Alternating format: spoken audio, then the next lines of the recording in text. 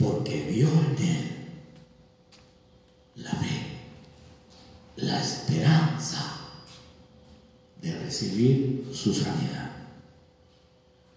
Su corazón lo anhelaba, su corazón quería ser sano, pero no lo podía hacer. Entonces Jesús le pregunta: ¿quieres ser sano?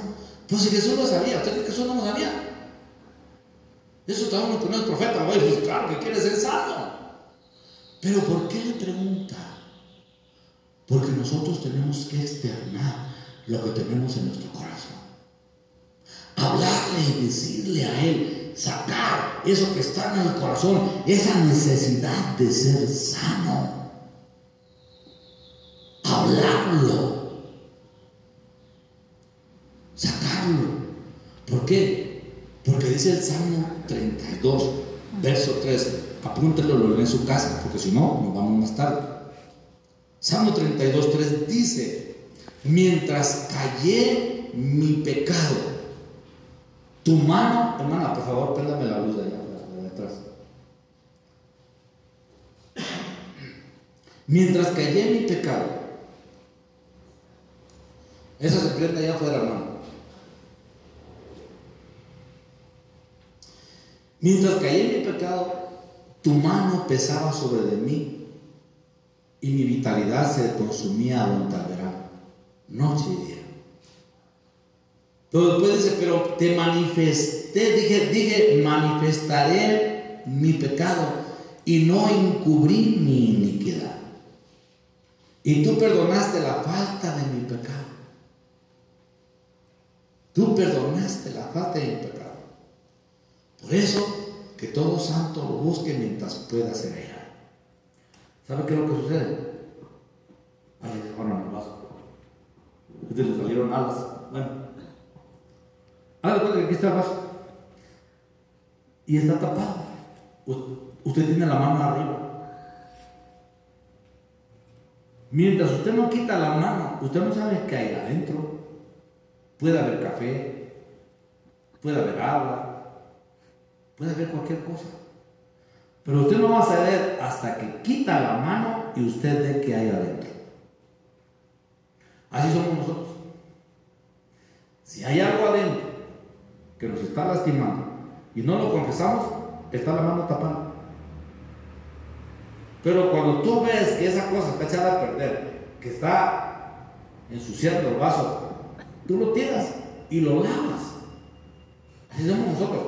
Mientras hay faltas dentro de nosotros, mientras hay cosas dentro de nosotros que nos callamos, que tenemos calladitas y no lo hablamos, así sea amargura, así sea tristeza, así sea lo que sea, lo tenemos que hablar y decirle: Señor, no tengo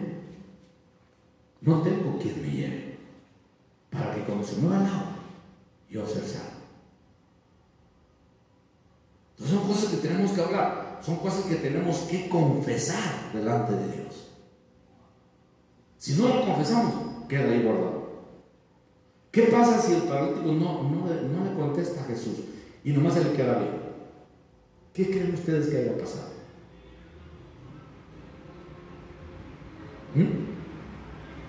Pues Jesús se va. ¿Por qué? Porque no destapa lo que hay adentro.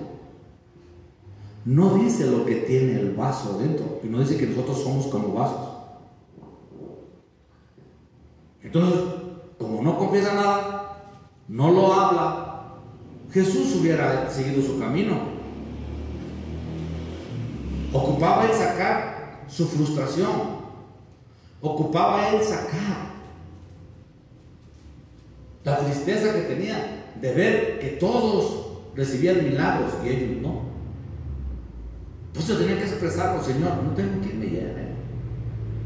Y cuando yo digo, no, pues ya me ganaron. Tuvo que confesarlo. Por eso, en algunos pasajes Jesús pregunta: ¿quieres? ¿Quieres? Por eso el Salmo 32, verso 3, dice: mientras callé, O sea, mientras no decimos nada, lo tenemos guardadito, nosotros mismos estamos impidiendo recibir la sanidad. Por eso quedó ahí registrado. Era un ángel que movía las aguas. Y ya me imagino todos los enfermos ahí viendo. Oiga, viendo.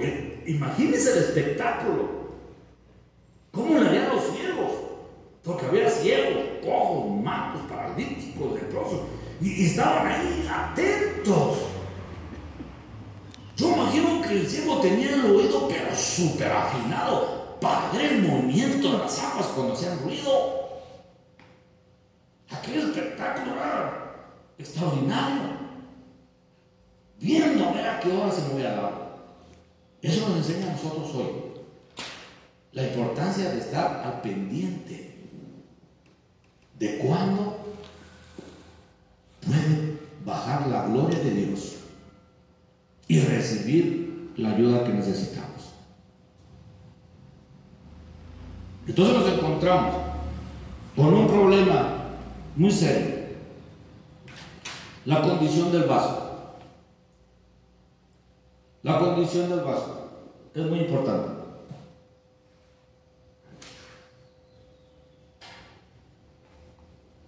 Tanto para dar el mensaje de Dios como para recibirlo. Por eso tenemos que quitar nuestro entendimiento. Tenemos que quitar nuestros argumentos y decirle: Señor, aquí estoy. Yo necesito de ti. Ellos no comprendían. Hablando de los judíos, de los sacerdotes, no comprendían el amor de Dios. Ellos estaban apegados a la ley. La ley dice esto, la ley dice esto otro. Y Jesús les recuerda, les decía: habéis oído que se dijo, no adulterarás con la mujer de tu prójimo. Eso lo decía la ley. No codiciarás la mujer de tu prójimo. No codiciarás sus bienes, sus pertenencias. No codiciarás la mujer de tu prójimo. Pero Jesús les dice: pero yo os digo. O sea, agarraba la ley, la sacudía y les decía: no está completa. Esto es lo que yo digo. Por eso, como para Israel, la ley era su Dios. Ellos se enardecían porque eran celosos de la ley. Pero la ley era el mensaje. La ley era lo que Dios le dio a Moisés para enseñarle a un pueblo 10 transgresiones que pasaron en el reino de los cielos cuando los ángeles se rebelaron. ¿Qué fue lo que pasó ahí arriba? Que los ángeles se hicieron dioses. Por eso, Éxodo, capítulo 20, verso 3, dice: no te harás ídolos, ni imagen alguna de lo que está en el cielo, abajo en la tierra, ni en las aguas debajo de la tierra. ¿Por qué? Porque allá arriba los ángeles se hicieron dioses. Y se apartaron de Dios y sirvieron a los dioses que ellos habían hecho para adorarlos como si fuera Dios. Entonces viene Dios y le dice: vaya, dígale a ese pueblo estas cosas que no quiero, porque los 10 mandamientos son 10 transgresiones que cometieron los ángeles en el cielo. ¿Qué fue lo que pasó? Se hicieron dioses. Por eso el primer mandamiento dice: amarás al Señor tu Dios con todo tu corazón, con toda tu mente y con toda tu alma.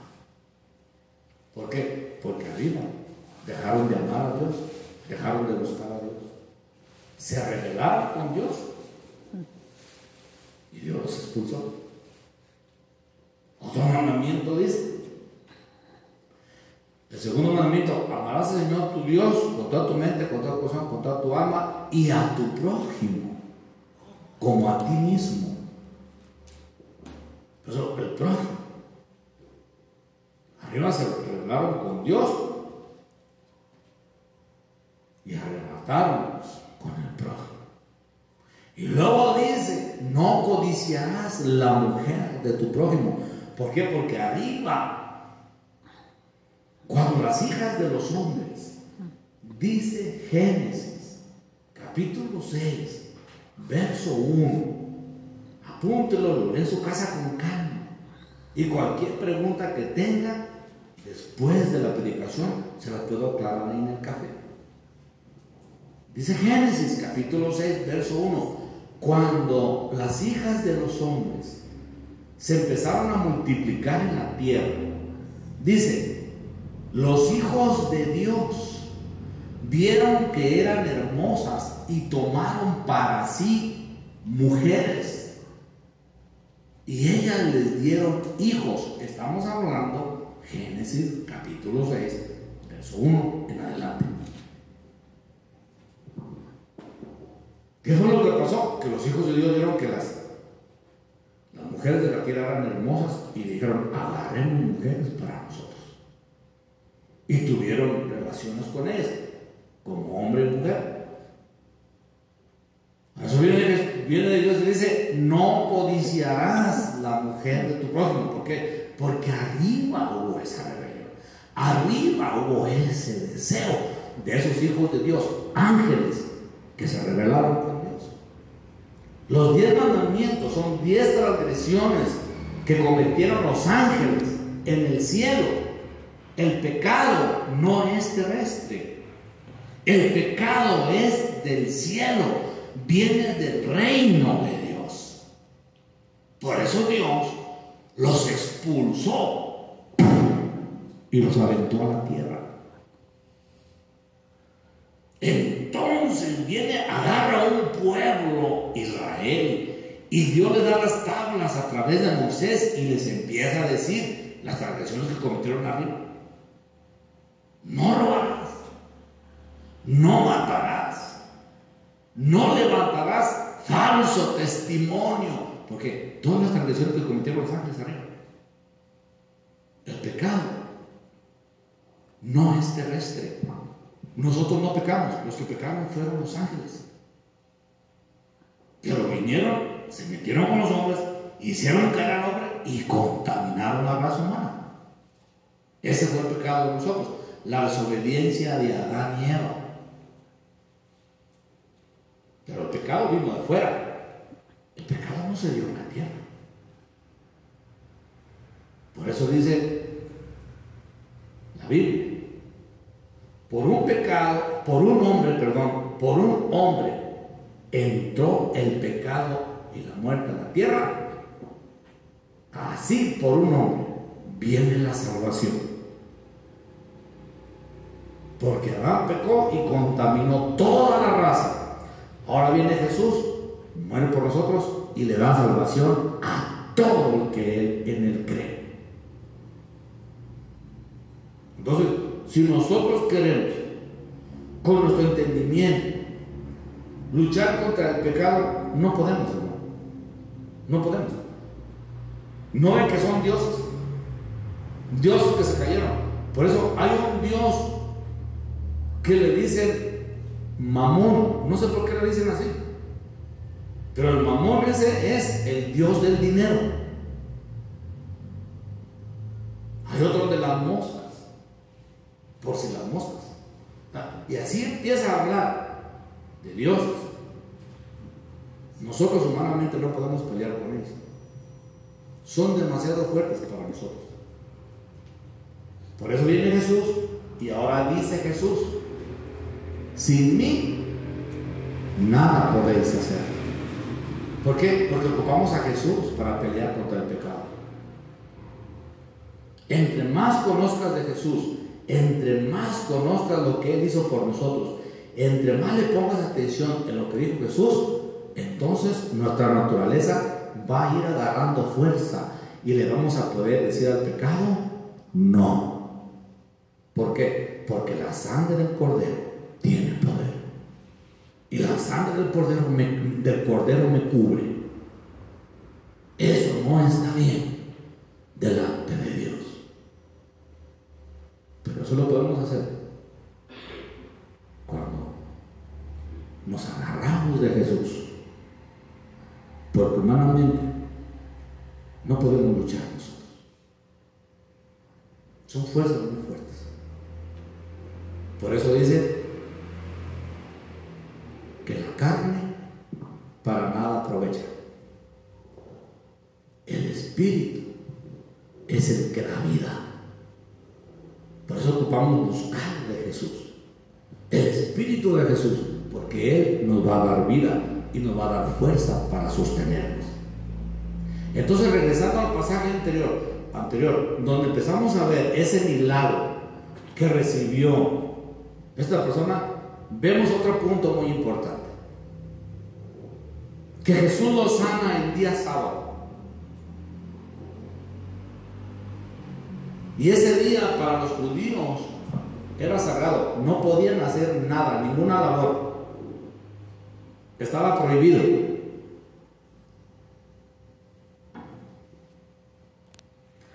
Pero Jesús viene y continuamente los enfrenta, porque les dice: hipócritas, sepulcros blanqueados, bellos por fuera, pero por dentro están llenos de huesos de muerto.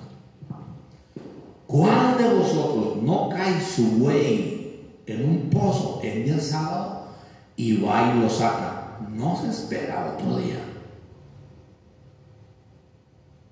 Y si vosotros os preocupáis por el buey que cayó en el pozo y lo sacáis el día sábado, esta que es hija de Abraham y que ha estado oprimida por tantos años, ¿no debería de ser sana en día sábado?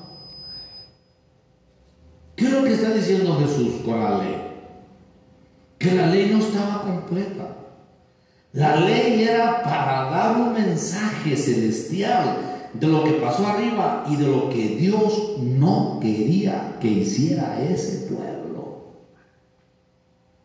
Por eso continuamente Dios le dice a Israel: no pactarás con los pueblos donde te llevo, no pactarás con el amorreo, con el jebuseo, con el geseo y toda esa bola de feos. Dice: no pactarás. No quieren que pacte con ellos. Dice: no sea que practiquéis sus costumbres y os sea tropezadero para nosotros. Pero Israel, eso era lo primero que hacía. Continuamente fallaba. La ley hablaba de Jesús, hablaba del Mesías que venía, hablaba de todo lo que Jesús iba a hacer, y aún hablando de Él, ellos no la entendieron. ¿Por qué? Porque estaban pegados a la letra. Por eso Jesús les decía: escudriñad las Escrituras porque pensáis que en ellas hay vida eterna, pero ellas lo que hablan es el testimonio de mí. Y Jesús les dice: la letra mata, pero el Espíritu es el que da vida.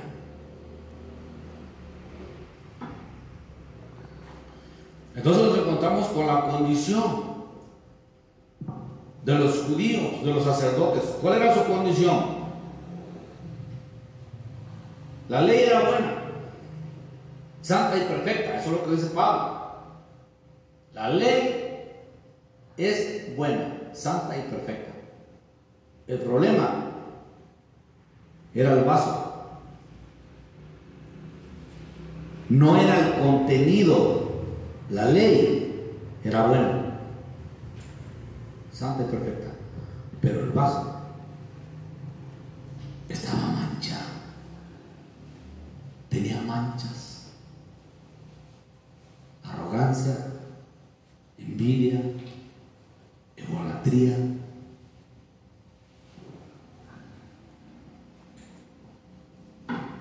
Y eso contaminaba el mensaje. Eso contaminaba el contenido.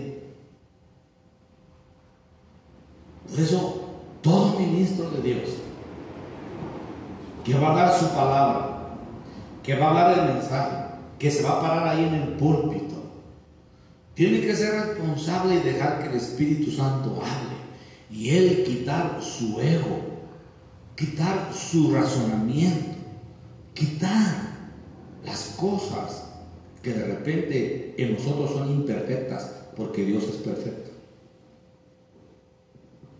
Como ministros no podemos tener envidias. Tenemos que revisar nuestro corazón. ¿Para qué? Para que el contenido no salga contaminado. No nos pase lo mismo que a Israel. Pero venimos diciendo, no, es que a ellos les faltaba el Espíritu Santo. No tenían el Espíritu Santo. Tenían más, mataron a Jesús y todo. Pues sí, porque ellos eran celosos de la ley. Pero su condición humana no pudo retener el mensaje que Dios les había dado a través de la ley. Por eso les decía, no adulterarás con la mujer de tu prójimo. ¿Por qué? Y Jesús les dice, ¿por qué? Porque no es tu mujer. ¿Qué andas viendo allá las mujeres de la tierra? Ustedes son ángeles. Pero viene Jesús y les dice, pero yo os digo que todo aquel que mire con deseo en sus ojos a una mujer, ya adulteró con ella en su corazón. Anteriormente era por encontrarlos en el acto sexual. Ahora es solamente por verla e imaginarse en su corazón el adulterio.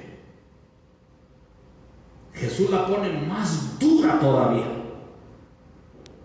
Por eso anteriormente agarraban a una mujer en adulterio, la agarraban y qué curiosos, iban y la mataban a pedradas, la agarraban y la lapidaban. Pero qué curioso que mataban solo a la mujer. En ninguna parte de la escritura yo veo que lapidaron al hombre que adulteró con la mujer. Lapidaban a la mujer, no al hombre. ¿Se fijó? ¡Qué tremendo machismo! Y ahora todavía hay mucho machismo. Ahora la mujer la criticamos de todo.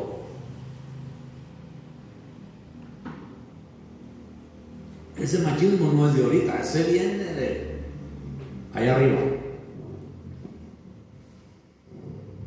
Por eso, cada vez que observamos y llevamos la escritura, hay que poner atención en todo lo que Jesús nos dijo, todo lo que Jesús hizo, porque en él dice la escritura que se encerró las riquezas en gloria en Cristo Jesús. Todos los misterios están encerrados en Cristo Jesús. Todo lo que él nos dijo que hiciéramos.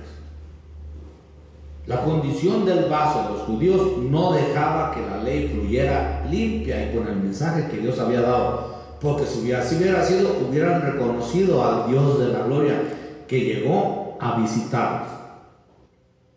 Y como no le reconocieron, entonces lo mataron, lo llevaron a la cruz, lo juzgaron, volvieron a hacer las transgresiones que pasó allá arriba. Levantaron falsos testimonios, falsos testigos,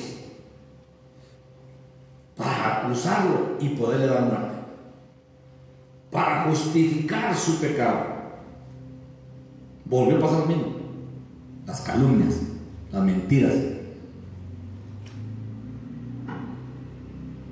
Se está fijando la importancia del vaso, tanto del que predica como del que lo recibe. Porque del que lo recibe, dice la escritura, tenéis cuidado de cómo oís, no sea que entre vosotros os despedacéis. ¿Por qué? Por oír mal. No, pastor, es que usted dijo tal cosa desde el púlpito. ¿Cuál es el problema? ¿Cuál es la condición del vaso? ¿Cómo es que estamos oyendo?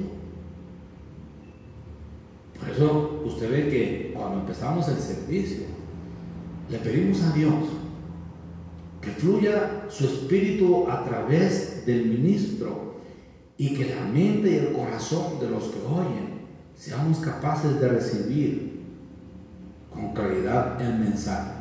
Que lo que es difícil de entender, el espíritu lo haga fácil. ¿Por qué? Porque le estamos dando derecho a él para poder comprender, para poder ser transformados. Porque si oyes mal el mensaje a causa de las manchas del vaso, la amargura, el resentimiento, el enojo, las cosas ocultas, entonces de repente vamos a oír mal y se va a torcer el mensaje. Por eso es tan importante. Este pasaje tiene mucho que hablar, mucho que hablar. La perseverancia del enfermo, la fe que nunca le perdió. Ahí estaba, atento a cuando se moviera el agua, atento a cuando viniera el milagro. Perseveró hasta el final y recibió su sanidad. Vemos la condición de los sacerdotes, la amargura, la envidia, porque como ellos no podían hacer los milagros que hacía Jesús, entonces los señalaban y se agarraban de la ley. La ley dice que el sábado no se debe de sanar, y Jesús les empieza a enseñar el verdadero concepto de la ley.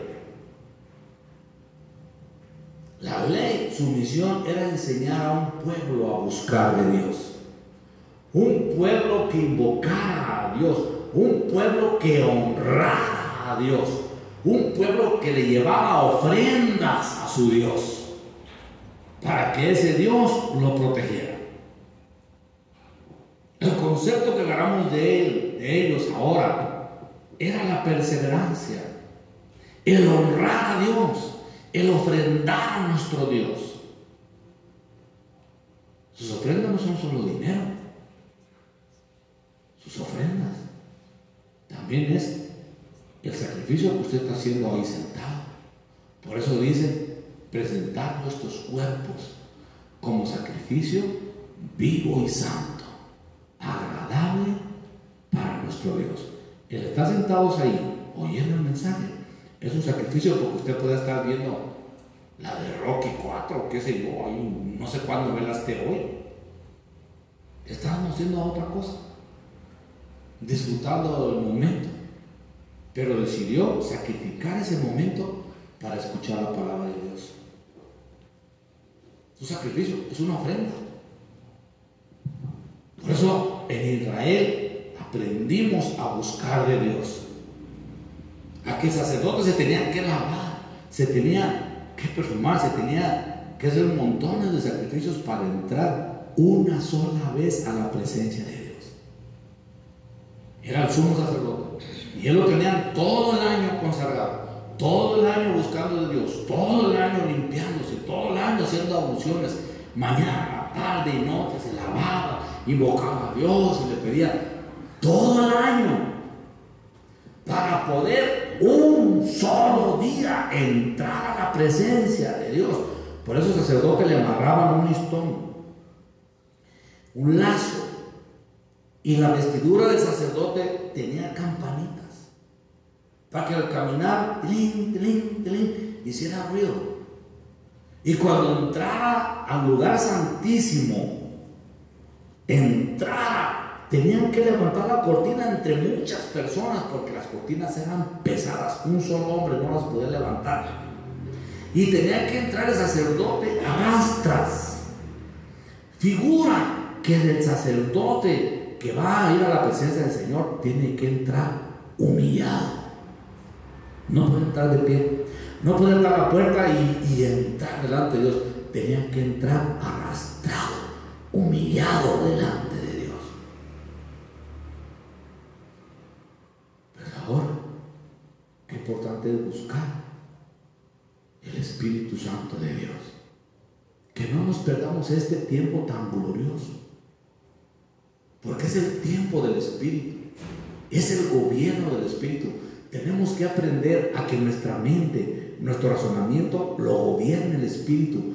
A nosotros ya no poner razonamiento. Humanamente podemos decir, esto es correcto. Me robaron, hay que echarle a la policía.